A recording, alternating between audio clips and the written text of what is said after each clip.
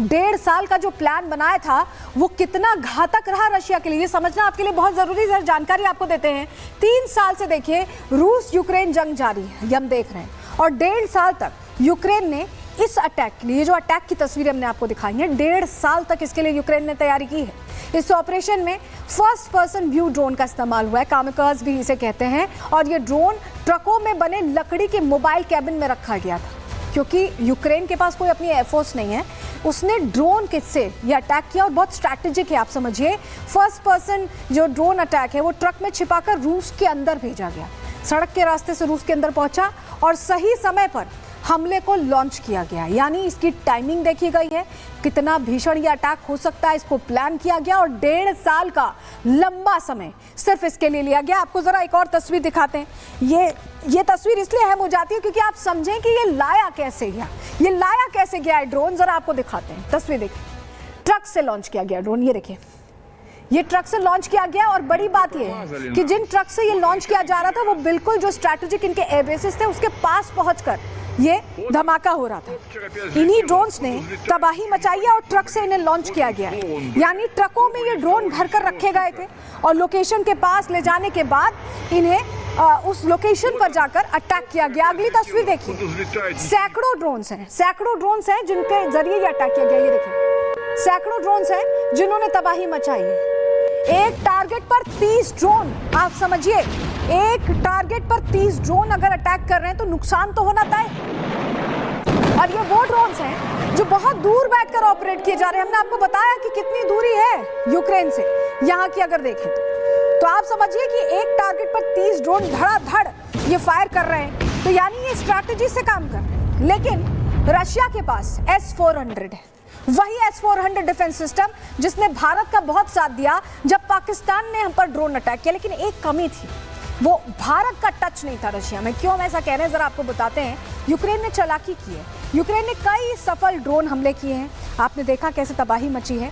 S-400 को चकमा देने में यूक्रेन कामयाब रहा है। इस बार FPV ड्रोन का इस्तेमाल किया गया, फर्स्ट पर्सन यूज, जो हम आपको बता रहे हैं, और टेक्नोलॉजी के साथ चालाकी भी दिखाई है यूक्रेन ने। ड्रोन यूक्रेन से नहीं बल्कि रूस से ही लॉन्च किए गए, यानी दूर से नहीं आ रहे थे, रशिया के अंदर भीतर से ही आ रहे थे। ट्रकों में छिपाकर ड्रोन रूस पहुंचाए गए, जो जानकारी हम आपको दे रहे थे। और ड्रोन अगर ज्यादा ऊंचाई से आते हैं तो S-400 ट्रैक कर लेता, उन्हें ट्रैक करके उन्हें डिस्ट्रॉय कर देता है। ऐसे में S-400 हवा से आने वाले खतरों को ट्रैक करता है, ये हम जानते हैं। लेकिन सड़क या जमीनी रास्ते से हथियार जो आते हैं वो चकमा दे सकते हैं, और इसी स्ट्रैटेजी का इस्तेमाल किया। हम कैसे बचे, हम कैसे S-400 का इस्तेमाल कर रहे हैं, भारत ने अपना दिमाग लगाया, इसलिए पाकिस्तान कोई चालाकी नहीं कर पाया। जरा आपको फर्क बता देते हैं जिससे आपको समझने में आसानी हो। भारत ने S-400 की तकनीक को दरअसल अपग्रेड किया था। S-400 के साथ हमने मल्टी लेयर रक्षा प्रणाली लगाई थी। आकाश तीर का हम जिसका जिक्र करते हैं, जो हमारा इंडिजीनियस मेक इन इंडिया वाला डिफेंस सिस्टम है, उसको हमने साथ में अटैच किया था। सिर्फ S-400 पर हम भरोसा करके नहीं चल रहे थे, उसको साथ में अटैच किया था। जबकि रूस ने सिर्फ S-400 को अकेले तैनात किया, अक्सर वो अकेले ही तैनात करता है, जिसकी वजह से ये स्थिति आई। पाकिस्तान के अगर हम बताएं हमले में ड्रोन जो तादाद थी वो 50 प्लस थी, 50-60 ड्रोन आते थे एक एरिया में। लेकिन यूक्रेन ने एक बार में 100 से ज्यादा ड्रोन भेजे, और वो भी सड़क से या जमीन से भेजे, इसलिए ये हालात बने। और आप समझिए कि रशिया आप समझ रहा है कि भारत के साथ मिलकर काम करना होगा। यही वजह है कि S-500 भी अब रशिया भारत के साथ मिलकर विकसित करने की बात कर रहा है। लेकिन इस बीच बड़ी खबर आ रही है, उसका रुख करें, जहां आपको बताएं थोड़ी देर में रूस और यूक्रेन की शांति वार्ता होने वाली है। ये शांति वार्ता उस मौके पर हो रही है जिसके लिए बहुत लंबे समय से कोशिश की गई थी, लेकिन उससे एक दिन पहले यूक्रेन ने जमकर तबाही मचाई है।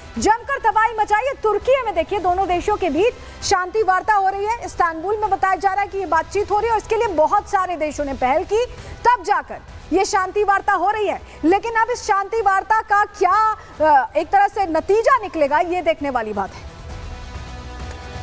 और हम आपको बता रहे हैं कि कैसे ट्रक से ये ब्लास्ट करवाए गए हैं। ये तस्वीर देखिए, दरअसल जिस ट्रक में ये ड्रोन होते थे वो पहले अटैक करते थे और उसके बाद उस पूरे ट्रक में खुद ब्लास्ट हो जाता था, जिससे कि कोई भी साक्ष्य ना बचे।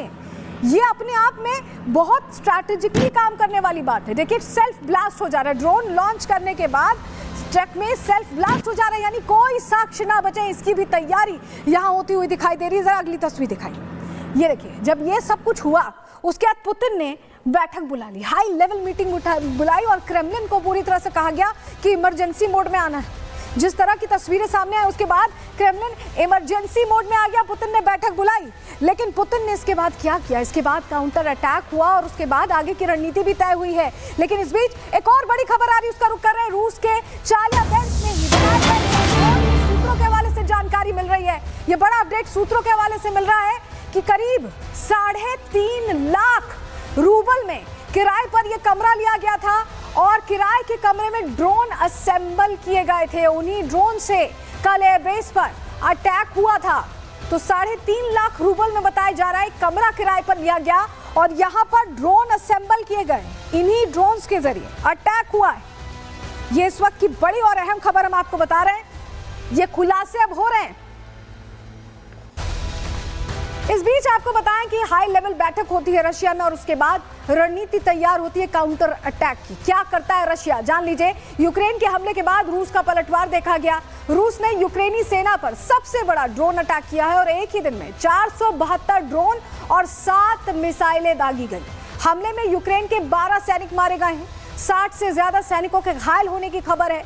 यूक्रेनी सेना के वरिष्ठ कमांडर मिखाइलो ने इस्तीफा दे दिया है इस तरह की तस्वीरें आने के बाद, और अभी ये जंग और तेज होने की पूरी आशंका जाहिर की जा सकती है, क्योंकि अब रूस ने पलटवार जो किया उसके बाद ऐसा लग रहा है कि यूक्रेन कहीं ना कहीं अपनी जो छुपाई हुई रणनीति है उसके तहत काम कर सकता है।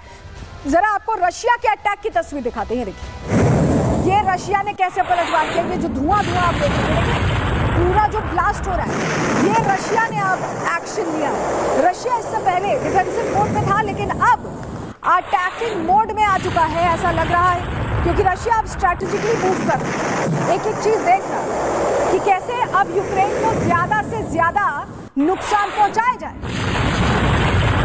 और इसीलिए हम कह रहे हैं कि जो आज शांति वार्ता हो रही है उसका नतीजा क्या निकलेगा, इसे लेकर कुछ कहा नहीं जा सकता, कुछ प्रिडिक्ट नहीं किया जा सकता, क्योंकि रशिया गुस्से में है। और रशिया गुस्से में जब है तो रशिया क्या कोई एक्सट्रीम स्टेप ले सकता है, क्योंकि इस घटना को कंपेयर किया जा रहा है पर्ल हार्बर से।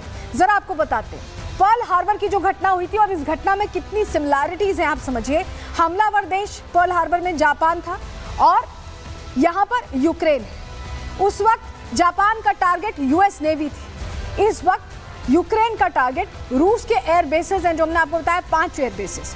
हमले का तरीका क्या था, फाइटर जेट से बमबारी की गई थी जापान की तरफ से, लेकिन यहाँ पर क्योंकि यूक्रेन के पास फाइटर जेट्स नहीं है, उसने ट्रकों से ड्रोन का इस्तेमाल करके, टेक्नोलॉजी का इस्तेमाल करके हमला किया है। लेकिन नुकसान क्या हुआ था पर्ल हार्बर में, 8 युद्धपोत, 188 एयरक्राफ्ट, बहुत ज्यादा नुकसान हुआ था। और उसके बाद परिणाम उसको आया था वर्ल्ड वॉर 2 के तौर पर। वर्ल्ड वॉर 2 छिड़ गया था, पूरी दुनिया तहस नहस हो गई थी।